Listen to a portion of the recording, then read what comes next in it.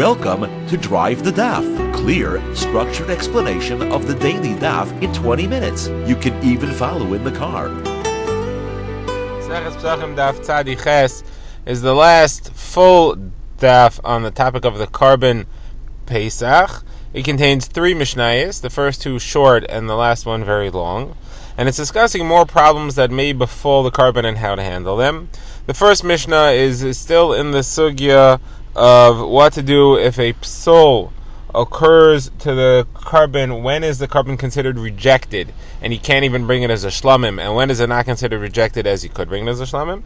Second mishnah goes into the subject of if your carbon is confused with other animals that are set aside for other karbanos, how could you deal with it? And the third very long mishnah discusses if the carbon's lost and people went to find it, now you don't know where, who found it, when it was found, and a lot of different permutations of those sugyas, and the Mishnah will give us all those halachas. So first of all, we had been discussing for a while that there's a halacha that a carbon pesach which is not used ends up being a shlamim. That's of course only true if it was never rejected. Rejected would mean that it was established as a carbon pesach and it was specifically not used. It was something used instead of it, or something happened to it that it was rejected. Now, a status of rejection applies to an animal that it can't be brought even as a carbon shlamim. Instead, it has to be left to graze until it gets a mum. When it gets a mum, then it can already be redeemed, and the money gets the kedusha. You take the money, you buy a different animal, and that animal is brought as a carbon shlamim, so that the kedusha of this animal is ultimately brought as a shlamim, but not this animal itself. Again, that's what we do when the animal is rejected. In order to be rejected, it's got to be somewhat established as a carbon, has to be made into a pesach, and then something happens that makes it pushed away and not used. We have previously discussed the psulim of what happens when the animal is lost and another one is brought and then it's found. The Gemara now goes to other classic psulim. The carbon pesach has to be a male under a year old. What happens if it's a female or if it's too old? So there the halach is that it's rejected. It cannot be brought. You have to transfer its kedusha to money after it gets a mum, and then to a different animal, and you bring that as a shlamim. What happens if the owner dies and now it no longer has anybody signed up to it? The halach is that a carbon with no one signed up to it is puzzle. So the inheritor, the son, has to bring it as a shlamim, but this he could bring as a shlamim that's not considered rejected. Okay, the Gemara begins now, and the Gemara says, you see from the first part of the Mishnah 3 halachos. The first thing you see is that balei chayim, animals while they're still alive, could be rejected. That's a machlokes which we've seen in other masechtas.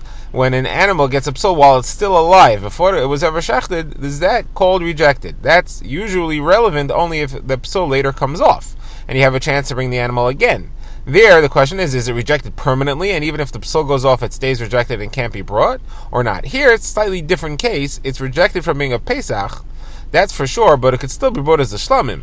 But if it has the status of rejected, officially rejected, then it can't even be brought as a shlamim. The fact that we're saying it could get rejected even while it's alive, because it's the wrong type of animal, that means that rejection does apply to a living animal, and even in the other case where it's in the issue of when the rejection comes off, it would still stay rejected.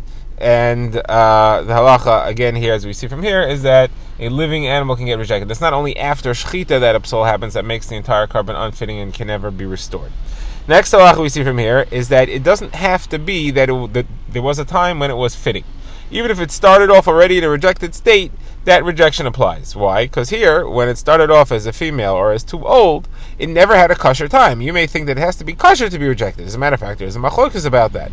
But this Mishnah seems to clearly hold that if it starts out rejected, it's still rejected. And even if you have a situation which you could theoretically might be able to bring it, such as a shlamim for a carbon pesach, that does not help. It's rejected even though it never had a kosher time. It wasn't rejected from a state of kashrus, it was always rejected. Next, and third halacha is that we see that even if it only has kedushas adamim, then rejection still applies to it, and you can never fix it up again. This is also a sugya which we've had in other masechtas in kachim, where you're makdish an animal. So there's 2 ways to be makdish an animal. One is for the mizbeach, and one is just its value. It's not meant to go on the mizbeach itself. Sometimes you would try to be makdish it for the mizbeach, and there's a problem with the kedusha, and it ends up reverting to kedusha's value. The question is it in a sensitive enough state of kedusha at that point that rejection could apply to it and ruin it forever? Here we see that it is, because when you're makdish a female or a animal that's too old, it only gets kedushas adamim. It can't go to the mizbeach, and yet it still gets rejection to to the point that it can't get shlamim, then in other kabbanas as well, we would say that if it's only hektish kedushas adamim and something rejectable happens to it, you can't later remakdish it for the mizbeach and bring it. It has a full and unyielding rejection. Okay, now the Gemara goes to the second part of the Mishnah, which discusses what happens when the owner dies. We had said that the son could bring it as a shlamim, but not as a carbon pesach. The Gemara quotes a brisa, and the brisa discusses what happens if the son was signed up to the carbon himself. That would take care of the problem of having a carbon pesach with no owner involved. Because it was never a time where there was no owner. The father was signed up, but the son is also signed up. And the brisa says as follows: if somebody sets aside a carbon and he dies, so if his son is signed up to it, so then the son can bring it as a carbon pesach, no problem. If the son is not signed up to it, then just like our Mishnah said, he has to bring it as a shlamim. It's left without an owner. It can't be brought as a pesach. It has to be brought as a shlamim. And here the brisa adds, it can only be brought on Chol Hamoed. It can't be brought on Yom Tov. You cannot bring Nedarman and Nedavos. Those are optional kabbanos. You can't bring those on Yom Tov. If they're not docha halachos of Yom Tov. Now the Gemara's question is, when did he die? The original owner, the father, when did he die? And either way, it's going to be problematic. Why? Because he either died before Chatzos or after Chatzos. It has to be that he died on the day of Erev Pesach. It couldn't be that he died a few days earlier. That's not the implication of this Mishnah. It has to be that he died before Chatzos or after Chatzos. Now, if he died before Chatzos, that means that the son became an oinein. He became a mourner before the burial, even before the time of the Karban Pesach could ever be brought. The earliest it could be brought, the time when the halacha of Pesach is actually chal on it, is by Chatzos. He was a mourner already before that happened. So how could you tell me that if the son is signed up to it, he could bring it? Halacha is that an oinen can't bring a Karban Pesach, as we have seen. So it wouldn't make sense, the halacha that we see in this brisa, that if there is a son signed up, he could bring it. So what must we say? That the original owner died after Chatzos. The problem is that then at the time of Chatzos, he was still alive. If he's still alive, then the carbon is considered rejected. It becomes fitting, it becomes established as a carbon Pesach at Chatzos, and then subsequently the owner goes and he dies. That's the case, and it's rejected. It shouldn't be able to be brought as a shlamim. So how can we say that if the son is not signed up to it, he brings it as a carbon shlamim? Not true. Once it's rejected, it can be a shlamim. So the Gemara offers no less than 5 approaches to answer this question. First, the Gemara says the first answer is Rabbah. Rabbah says that he died before Chatzos. You asked, how can he bring it if he's an Oni? And the answer is he's not. He's bringing a carbon Pesach Sheni. He's going to save this animal for a Pesach Sheni. That's when he's going to bring it.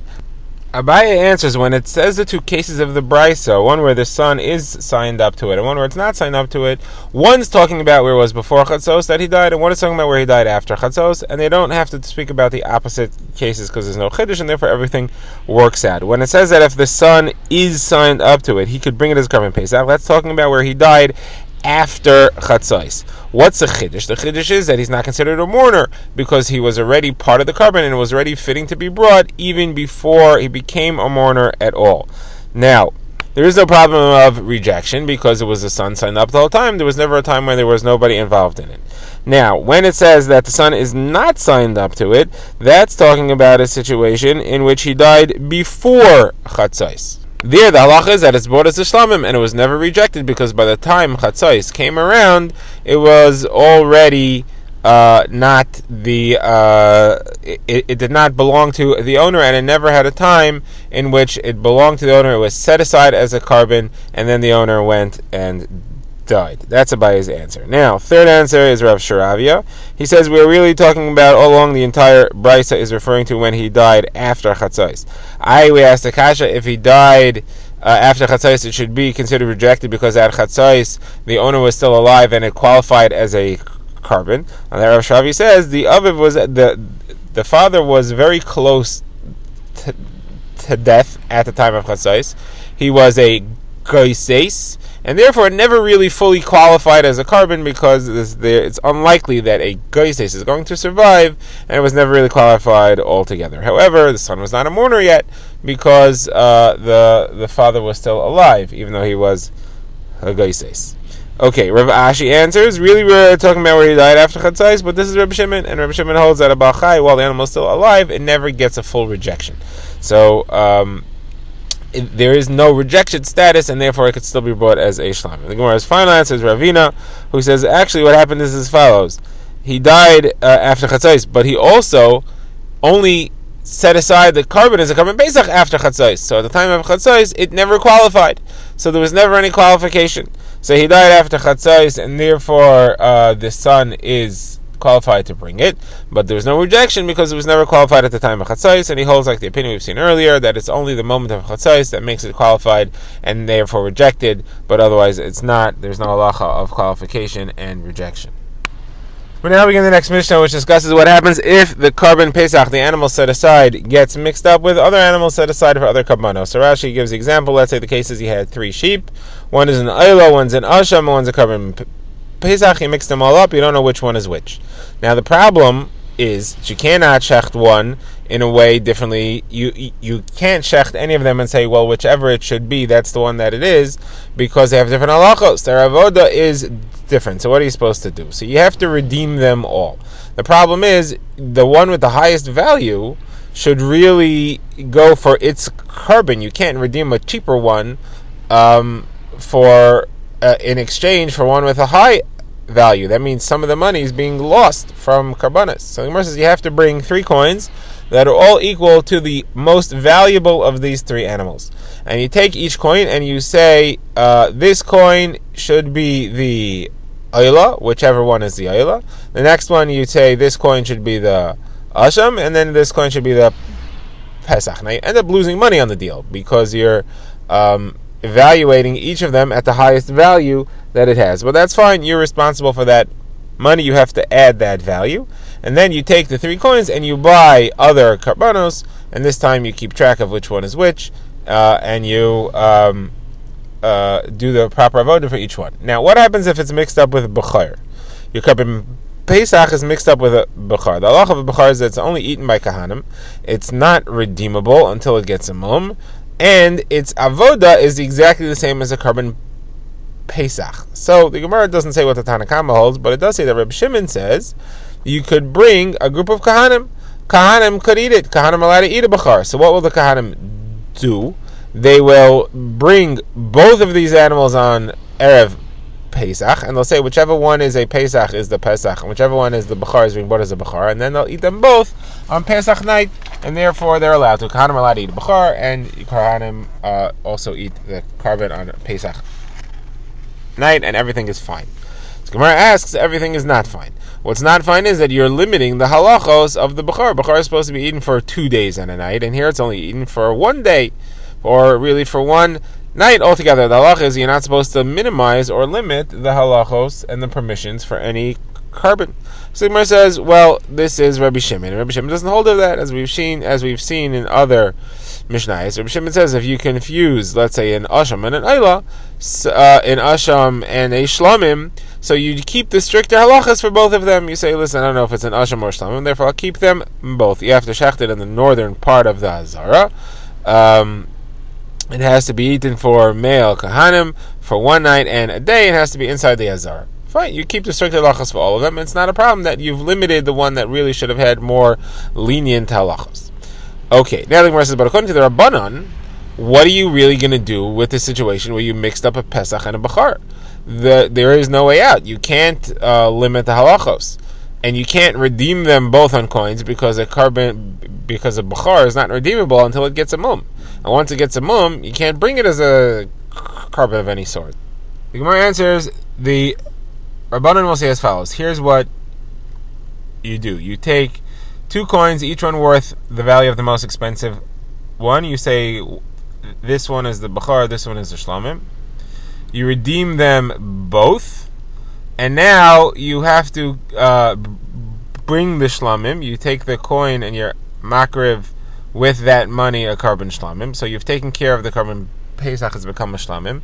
The other one, that coin, has to keep the halachos of Bechar Bamum, which means that whatever you're going to buy with it, you should buy an animal with it and slaughter it, but it has to keep the halachos of Bechar Bamum, which is that you cannot shecht it in a butcher shop, you cannot sell the meat in a butcher shop. It has to be kept the strict halachos of that. We now begin the next Mishnah, which discusses what happens if a carbon is lost and people went to look for it. Now what happened is as follows. You had a group, they set aside a carbon, they lost it. They sent one guy out to look for it, and he went and he found it and he shechted it. In the meantime, they went and they got their own and they shechted it. The question is, who is signed up to what carbon and what happens over here? So the Mishnah says it depends what their agreement was when he left and he went out. If they all said to him, you go find it and shecht for us, that means that they're signed up for his carbon. He's shechting for them.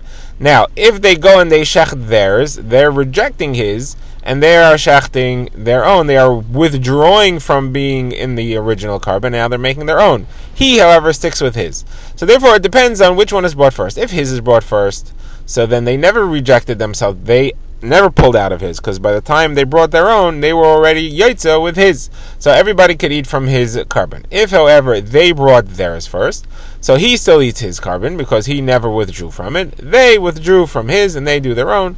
Everybody's happy. Now, if the opposite happens, if theirs was brought first, so he still sticks with his because he never joined with them. They rejected his and they bring their own. They cannot eat as a part of his because they withdrew from his when they brought their own. So they could eat their own and he could eat his. The problem starts when they don't know which one came first, or they both came at the exact same time.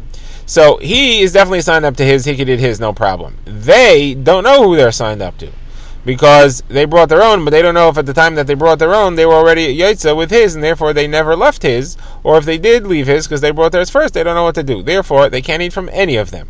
They are yaitza the carbon. They don't have to bring a carbon at Pesach Sheni because they're definitely signed up to one, but they can't eat from either of them because they don't know which one they belong to, and the animal that they brought itself has to go out and be burned.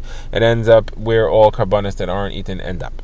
Now, the Gemara says the exact same halachas apply if it's reversed. If when he goes out, he says to them, listen, if I don't make it back on time, you guys shecht for me. And they don't say to him that he should shecht for them. Then the exact same halachas will happen reversed, because he is part of their carbon, unless he brings his own first, in which he's part of his own carbon, and all the halachas apply in reverse. Now what happens if they both said to each other, both the individual went to look, and the group left behind said, if you get to the carbon first, you shecht for me, you shecht for us. So then it's as follows. If we know which one is first, so great, everybody signed up to that one. If we don't know which one is first, then nobody knows which one they could be signed up to, because each one, whichever one is signed up to first, is that's the one they could eat, and they can't eat from the other one. So now they end up, nobody's able to eat anything. Again, they're yaitza, the mitzvah, but they can't eat from either one, and therefore both animals have to go to be burnt in the Beis HaShefa. Now, if nobody said anything to anybody, nobody said you shecht for me and I'll shecht for you, then it's fine. Everybody gets their carbon, they find their carbon, and whenever they bring it, they're definitely not signed up to the other one, and there's no problems whatsoever. On this, the Gemara comments later when we finish the Mishnah. The Gemara says, here you see, it's always good to be quiet. Yafe shtika l'chachamim, wise people will be quiet because had nobody said anything, everything would be fine. Once they start to talk, they get into trouble. And where they both talked, nobody could bring anything. Where nobody talked, then everybody could bring their own carbon, everything's fine. But the Mishnah continues and it says as follows. What happens if you have two groups and they confuse their carbon with each other? They each have a carbon Pesach and they just don't know which is whose. So they can't just both withdraw from their carbon and choose a new one. Because if the entire group withdraws, what ends up happening is that the entire group has withdrawn from carbon and left it alone without any owners for some time. That's not allowed. A carbon cannot have its entire group withdraw at once and leave it without any owners. But there is a solution, and the solution works as follows. Each group sends somebody over to the other group. Alright? So somebody leaves each group and goes to the other group. Now, they each choose an animal, and they say as follows. They say, look, this animal, if it was originally ours, then it stays ours. You, who came from the other group, you're withdrawing from your group, and you're joining ours. If, on the other hand, this animal was not ours originally, then we are withdrawing from our original group and joining this animal. And the animal is never left without a proper owner, because you were its owner all along. You're not withdrawing from any group. And you're allowed to make a tanai like that, and whichever is the truth is considered to be actually happening. Says the Gemara, this is even true. If you have 5 groups that each confuse their animals, you have to take 5 people from each group. 4 have to leave each group and go to the other 4 groups. And that way you have a representative of each group, and you make this whole speech over again with each. You're choosing an animal. If it's your animal from your group, you're sticking with it. If not, you and I are both withdrawing from it, and whoever's it is, he's sticking with it. And you go through this whole speech with each of them. Now, the Gemara says, the problem becomes if there's no group. It's just two individuals. Each one signed up to his own individual carbon. Now what do? You don't have anybody to send. So the Gemara says they each have to take in another person, and they have them join and make a group, even though they don't know which carbon is theirs yet. Without choosing an animal, they just say, look, if it's Reuven and Shimon, so Reuven will take Levi and Shimon will take Yehuda, and I'll say, listen, join my group, whichever's my animal, I don't know where it is, join mine. And then the original owner goes to the other guy and he says, look, I'm part of your group. If the animal that you took is originally mine, then I'm with you. And if not, then I'm withdrawing my group and I'm joining your group. That way, you always have an owner all along, and there is no situation in which there's an animal left without any. Drive the Daf is a project of the Grand Woodlands Shul and is presented by Rabbi Yitzchak Landa. Find us on YouTube or subscribe to daily emails by emailing drivethedaf@gmail.com.